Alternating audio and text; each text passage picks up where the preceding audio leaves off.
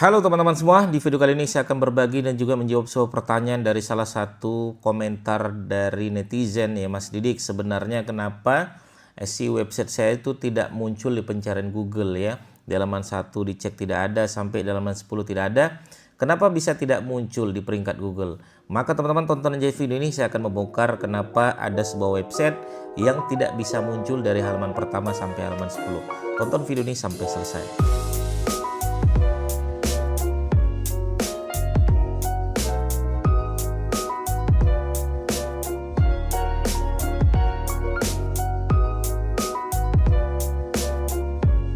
Oke teman-teman sekalian, jadi ini banyak sekali ya permasalahan-permasalahan, tidak hanya teman-teman UMKM atau juga banyak juga teman-teman yang sudah websitenya sudah lumayan besar, tapi ketika dicek di halaman Google tidak ada, padahal dia sudah terindeks. Dan itu kenapa ya Mas Didik itu bisa terjadi gitu kan. Nah saya akan membongkar teman-teman sekalian. Coba nanti teman-teman tonton video ini, nanti dicek lagi websitenya apakah benar-benar melakukan hal ini.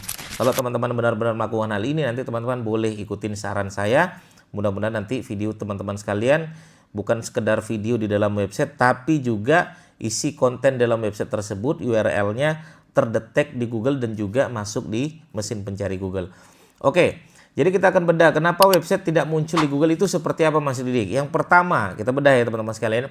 Yang pertama yang dari Google sendiri yang mengatakan, yaitu banyaknya duplikat konten. Kalau pembahasan duplikat konten ini memang nggak pernah ada matinya teman-teman sekalian. Apalagi sudah ada ChatGPT, sudah ada AI, sudah ada tools-tools ya gratisan, ada tools-tools berbayar yang orang lain tuh bisa sangat mudah untuk bisa membuat sebuah konten di dalam website tersebut. Makanya orang-orang enak mas, sudah ada tools keluar macam-macam gitu kan. Duplikat konten ini dulu yang pertama teman-teman sekalian. Duplikat konten itu seperti apa Mas Didik? Duplikat konten itu adalah kita nyomot karya orang lain, kita ngambil karya orang lain. Ya, kita konten-kontennya tidak ada value ya, itu duplikat konten tuh seperti itu. Cara meriksanya gimana Mas Didik? Cara meriksanya teman-teman silakan kalau bisa beli yang pro ya. Salah satu tools yang saya sarankan kepada teman-teman sekalian, coba gunakan Small SEO Tools Plagiarism Checker. Ya, nanti teman-teman kalau bisa beli yang pro, nanti teman-teman lihat di situ apakah konten teman-teman sekalian banyak duplikatnya atau tidak. Ya, saran saya teman-teman ceknya sebelum diindeks. Nanti dicek dulu, nanti sudah terindeks juga teman-teman cek juga di Small SEO Tools Plagiarism Checker. Gitu ya. Pastikan tidak duplikat. Kalau Mas Didik sendiri berapa persen syaratnya biar supaya tidak duplikat? Kalau saya 0%. Pastikan tidak ada satu kalimat pun dari orang lain gitu kan. Pastikan duplikatnya 0, uniknya 100%. Itu teman-teman sekalian. Kalau nanti sudah gimana Mas Didik? Kalau sudah indeks ulang. Ya, kalau sudah indeks ulang, mudah-mudahan nanti bisa ya ditemukan konten teman-teman sekalian di pencarian Google. Itu yang pertama. Yang kedua, kenapa kok bisa tidak ditemukan di Google Mas Didik? Yang kedua, spam. Ya, sekarang sudah tidak bisa era-era nyepam lagi teman-teman sekalian. Saya pemain spam.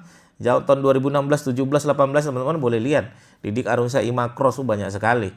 Ya, 1 juta kata kunci kita mainkan dan lain sebagainya. Tapi Google makin pintar, makin jago, kita tidak bisa melakukan itu semua gitu kan. Maka spam ini sangat tidak bisa terindeks. Bukan hanya muncul di Google, terindeks pun biasanya susah. Kalaupun nanti terindeks ya, biar supaya menang itu juga susah. Di halaman 1 sampai halaman 10 teman-teman nanti bisa dicek aja gitu kan. Tapi kan kami nyepamnya bukan di website Mas Didik. Kami nyepamnya di website orang lain. Ya apalagi itu nggak ada adab, itu nggak ada etika kalau menurut saya gitu kan. Nah jangan dulu teman-teman sekalian, oke? Nah ini orang-orang yang spam biasanya tidak akan muncul di pencarian Google. Seringnya seperti itu. Itu yang kedua. Yang ketiga adalah ya yang sering terjadi adalah yaitu kontennya tidak berkualitas. Wah, konten tidak berkualitas itu seperti apa Mas Didik? Konten tidak berkualitas itu adalah konten yang emang ya orang tidak bisa berlama-lama dari konten yang teman-teman bangun. Tidak ada value yang teman-teman bangun. Biasanya orang-orang kalau datang websitenya ala tulisan, nah ini ala tulisannya tidak bermanfaat. Maka konten yang tidak ada value yang kita sampaikan, maka dianggap itu seringnya adalah tidak berkualitas. Biar berkualitas itu ciri-ciri gimana Mas Didik? Orang bisa berlama-lama di konten yang kita bangun. Orang bisa menyukai konten yang kita bangun. Kenapa? Karena sebaik-baik konten adalah konten yang dapat menyelesaikan permasalahan pengunjung. Apa sih yang dicari orang, itu yang teman-teman sampaikan. Ada value yang teman-teman sampaikan. Nggak sekedar ya sudah upload, nggak sekedar begitu teman-teman sekalian. Ya ketika kita nulis pun kita lihat, oh ini ada nggak manfaat yang mereka dapatkan ya. Misalnya 5 kesalahan YouTuber pemula. Oke, saya tulis, halo teman-teman, ya selamat datang di artikel saya. Saya akan membongkar 5 kesalahan YouTuber yang sering terjadi. ya. Tapi sebelumnya coba siapkan teh hangat dan kopi hangatnya, karena artikel kali ini saya akan membedah 5 ini cukup menguras pikiran nih, agar teman-teman biar lebihnya santai aja. Sudah siap belum? Kalau sudah siap coba satu teguhan dulu yuk. Baru yuk masukin satu. Pertama, tidak memiliki mentor. Baru bahas. Ya, baru bahas teman-teman sekalian. Jadi seperti itu. Ya, kita nulis pun dari hati enak teman-teman sekalian.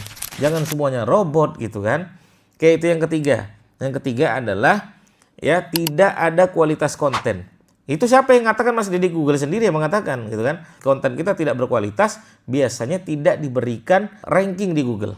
Terindeks, iya terindeks, tapi tidak diberikan ranking oleh Google. Itu yang ketiga. Yang keempat adalah konten ini kena masalah hukum. Kena masalah hukum nih. Ini juga biasanya tidak bisa muncul di Google. Ya, terindeks bisa, cuman biasanya tidak muncul di Google. Contoh yang terkena hukum itu seperti apa? Beberapa kita bahas ya teman-teman sekalian ya. Pertama, ini kontennya yaitu tidak memasukkan sumber di dalam website tersebut. Ya, tidak memasukkan sumber dalam website tersebut. Makanya teman-teman sekalian, saya tuh pernah mengatakan seperti ini. Kalau bikin konten, boleh nggak kita masukkan sumber? Boleh masukkan sumber, boleh tidak. Cuman, kalau konten teman-teman sekalian menyebutkan kuantitatif artikel, maka wajib masukkan sumber. Contoh saya mengatakan seperti ini, 20% kegiatan yang ada di Indonesia itu rata-rata adalah kegiatan motorik. 20% ini dari mana sumbernya? Ya, menurut data, apalagi kalau sudah saya sampaikan, menurut data orang-orang jomblo akan senang melamun 20% dibandingkan yang tidak jomblo. Nah, data itu dari mana? Nah, itu namanya bisa kena bagian hukum kalau kita bilangnya seperti itu. Maka teman-teman kalau bikin konten ada kuantitatif artikel, kasih sumbernya tuh ya, karena kasih sumber di dalam sebuah konten itu baik untuk kepercayaan orang terhadap website kita, konten yang kita bangun. Jadi nanti kalau teman-teman sudah melakukan 4 ini, memperbaiki 4 ini, pasti nanti teman-teman akan melihat oh ternyata ini permasalahannya. Kalau sudah, pastikan aman semua, teman-teman coba indeks ulang. Kalau sudah terindeks, coba share kemana-mana, kasih orang lain, suruh mereka baca konten yang kita bangun agar mereka bisa menikmati konten yang kita bangun. Baru teman-teman nanti cek lagi beberapa bulan, beberapa minggu, mudah-mudahan nanti bisa muncul di pencarian Google. Harapan kita bisa muncul di halaman pertama. Kenapa sih Mas Didik kita harus halaman pertama? Karena kalau masuk di halaman pertama, lalu lintas traffic kita sehat. Kalau lalu lintas traffic kita sehat, permintaan kita juga akan sehat. Kalau permintaan kita sehat, harapan kita adalah closingannya juga sehat. Tujuannya tetap utama adalah closingan teman-teman sekalian.